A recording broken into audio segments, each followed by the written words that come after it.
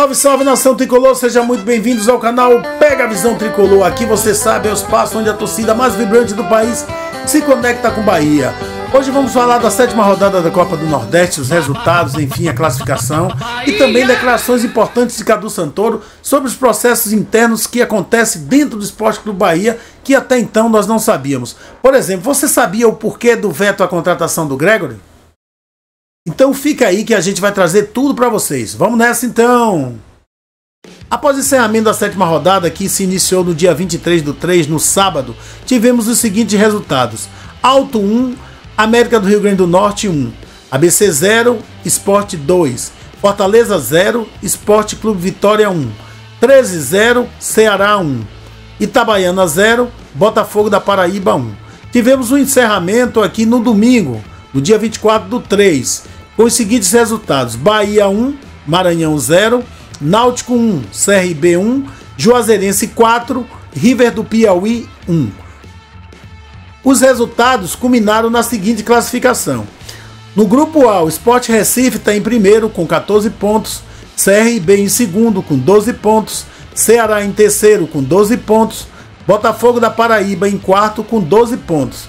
Temos também em quinto o Sport Clube Vitória com 11 pontos, em sexto Maranhão com 11, em sétimo River com 10, em último lugar o América do Rio Grande do Norte, o único que não tem mais chance de classificação. Este grupo está bastante embolado, com exceção do Sport Recife, que foi o que se desgarrou, que está com 14 pontos.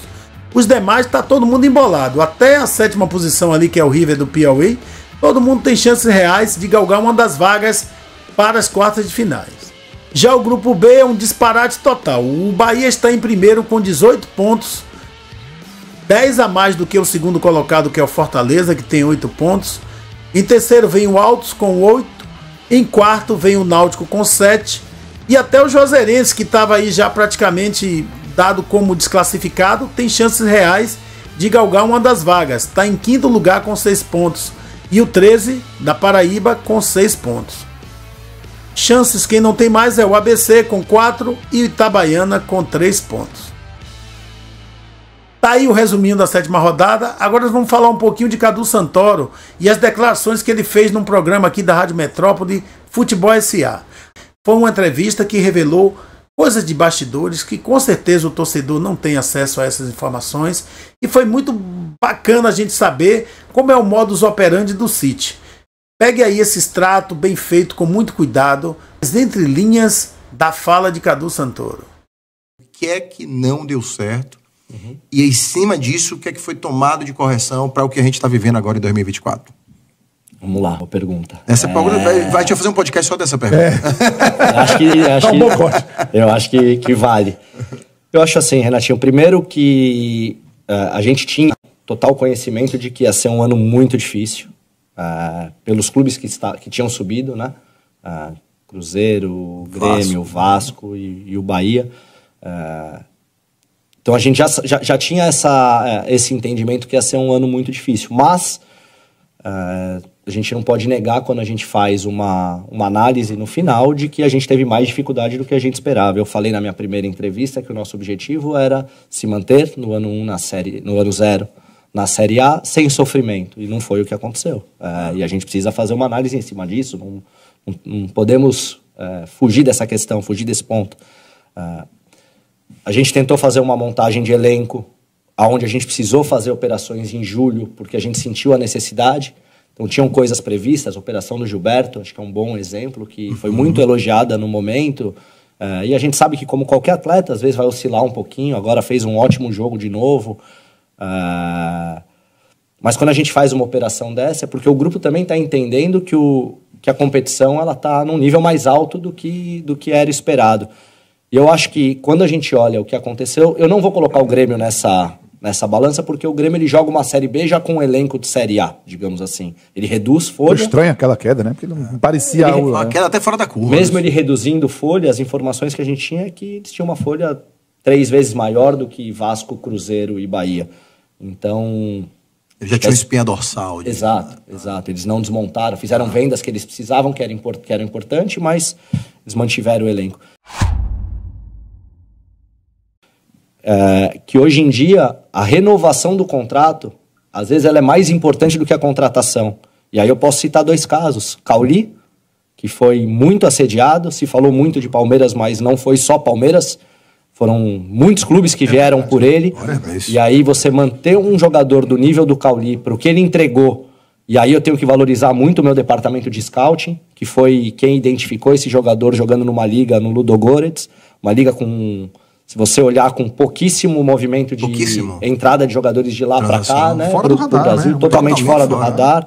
E aí eu tenho que valorizar muito a minha equipe de scouting, que é importante falar, a gente sai de, quando a gente chega no Bahia, de 1 scouting para 5, só do Bahia, mais toda a equipe do Grupo City, que também alimenta o Bahia. Então, isso aqui foi identificado no scout aqui local, com subsídio também lá. Exato. O que acontece muitas vezes é, o Brasil identifica, e aí vai entender com os scouts da região sobre o atleta, ou o caminho inverso, a gente dentro de uma necessidade, os caras sugerirem nomes, e a gente aprofunda para entender, porque o cara que está lá, de repente, acompanhando aquela liga, ele não tem profundidade da liga brasileira. Então eu preciso que o meu scout, meu departamento de scout local, acompanhe para entender se faz sentido. E aí, falei do Cauli, agora falo do Tassiano, que é um cara que o contrato acabava no final do ano que vem, 2025, e o que eu não posso entrar com um atleta como esse no último ano de contrato. Porque se eu entro com um jogador como esse no último ano de contrato, tenho 2 soluções para tomar.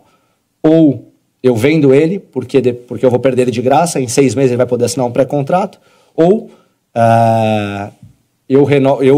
ou eu vendo ele, ou eu utilizo ele mais um ano, só pelo nível de performance, sabendo que eu vou perder de graça.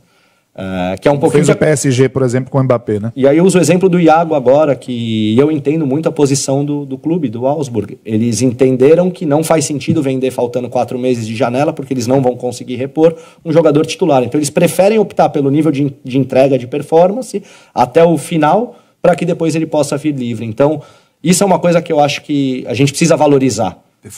São as renovações de contrato que vão acontecer. Então hoje a gente tem um elenco que a gente vai ter pouca mudança sempre ao final de temporada, porque a espinha tá ali, né? Tá criada, e aí você vai mexer pontualmente, vai ter naturalmente um poder aquisitivo maior para poder negociar em um único atleta do que ter que pulverizar isso em vários. Porque ao fazer parte de um MCO, né, o Bahia, por um lado, ele passa a ter acesso a uma rede mundial de olheiros, de informações, de estatísticas e uma base de atletas, né, de jogadores. E ele, evidentemente, se por um lado isso dá para ele um acesso muito maior a recursos, por outro também ele perde, imagino que ele dentro de um grupo maior, ele perca uma certa autonomia, porque existe uma estratégia que é uma estratégia global do grupo. Essa é a minha pergunta para você, como diretor de futebol. Como é que é a relação de um clube como o Bahia com os diretores de futebol ou com uma estratégia de futebol maior de um MCO que tem hoje ativos no mundo inteiro? Vamos lá, que essa pergunta acho que dá pra gente ir pra porque o torcedor não sabe, assim, a troca de jogadores, você recebe, você tem autonomia para liberar, você não tem, né? Se um diretor de futebol não quiser liberar, ele tem, enfim, tem toda essa relação. Primeiro, assim, vamos lá, uma coisa muito importante, que acho que é uma mensagem que ela precisa ficar muito clara. Cada clube tem a sua operação, tem o seu diretor de futebol, o seu CEO, o seu diretor de performance, scouting, toda a estrutura. Manchester, existe um escritório central, onde as decisões elas são discutidas, porém, cada clube tem a sua autonomia de tomar decisão local. Isso é muito importante falar. A decisão ela não vem de lá para cá. E aí eu quero citar um exemplo que até se tornou público, sem dar nomes, mas Bahia vendeu um jogador nos últimos anos por $2 milhões. Depois de 3 anos, a gente tem interesse em contratar esse jogador.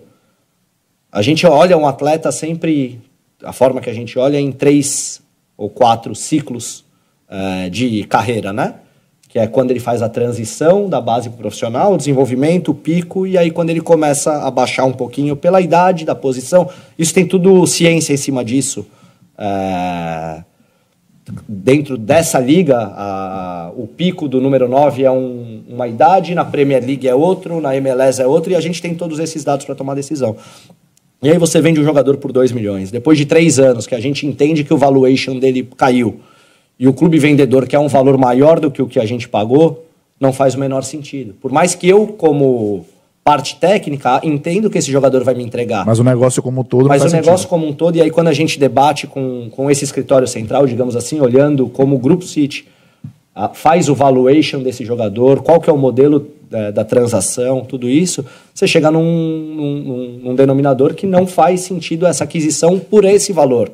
Então tudo isso ele vai acontecendo. Então Manchester ele tem essa operação global, onde eu, por exemplo, tenho reuniões semanais com diferentes áreas, área de planejamento, área de transações, área de scouting, dentro de todas essas áreas, mas as decisões elas são locais.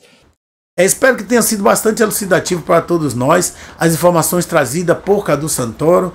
Nós estamos agora em um novo momento do Bahia em que o torcedor precisa estar bastante informado, bastante inteirado, né, dos processos que correm dentro do clube, tá bom? Encerramos mais um vídeo, espero que vocês tenham curtido. Quem não está inscrito, se inscreve no canal para dar uma força. Ativa as notificações, dá aquele like maroto para que o YouTube entenda que esse conteúdo está sendo valioso, tá bom? Tô indo, mas sei que volto e um abraço!